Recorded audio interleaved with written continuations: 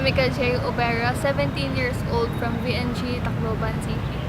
November 8, 2013, nung humagapit sa amin si Yolanda. It was not a very traumatic story for me kasi hindi naman kami lumangoy sa baha as our place is far from the coastal areas. Pero yung day na yun, napaka mind awakening na mafe-feel mo talaga na kahit gaano ka selfish, pag alam mo na gusto mong maging safe yung family mo, kahit sarili mo, isa-sacrifice mo para sa kanila. So, we were in the bathroom lang, me and my brother. Tapos, umaano na yung wind, rumaragasa na. Tapos, nandun yung lolo ko and lola. May lolo, lumalabas-labas siya ng bathroom para i-check yung place kung ano lang nangyayari sa labas kahit napaka-unsafe na talaga kasi yung yero namin sa may kusina nilipad na. And then after nung Yolanda, November 9, which is my birthday, yun, dalawa lang yung nag-greet sa akin, yung lola ko lang at saka yung brother. I think my lolo was shy kaya hindi siya nag-greet sa akin at hindi naman siya masyadong emotional na tao. Na-realize ko talaga na yung pinaka-importante talaga sa buhay ay yung life, saka life itself, at saka yung family natin.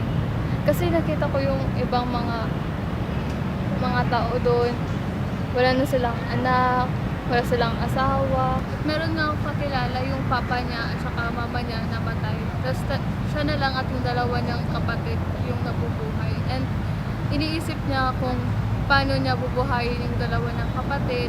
So, I felt really blessed kasi lahat ng family members ko safe eh. Pero, nung November 12, nakaalis na kami ng Tacloban. Ako, my brother, at saka yung lolo at lola ko sa father side. Pero yung sa mother side ko, nandun pa rin sila.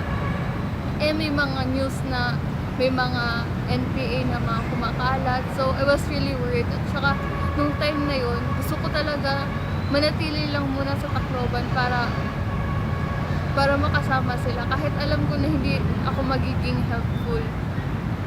So, mga 3 weeks after, yung whole family ko, napunta na dito sa Quezon City, sa bahay namin sa Langgo. And then, nagtipon-tipon kami with all the kids. Parang blessing na rin yung Yolanda kasi yung ako, me and my cousins, pati yung mga aunts ko, uncles, nasa isang bahay lang. Tapos, yung tipon-tipon kami. Tapos, minsan binibigyan kami ng relief goods ng mga neighbors. So, napaka-blessed talaga.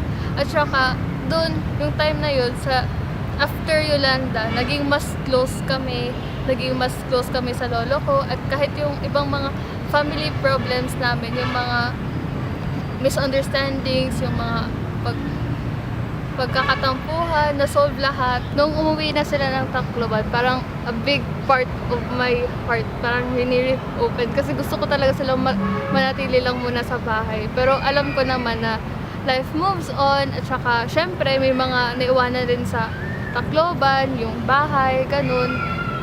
And, umuwi rin naman ako doon nung second sem para mag-continue sa pagsa-study doon sa dati kong school sa Asian.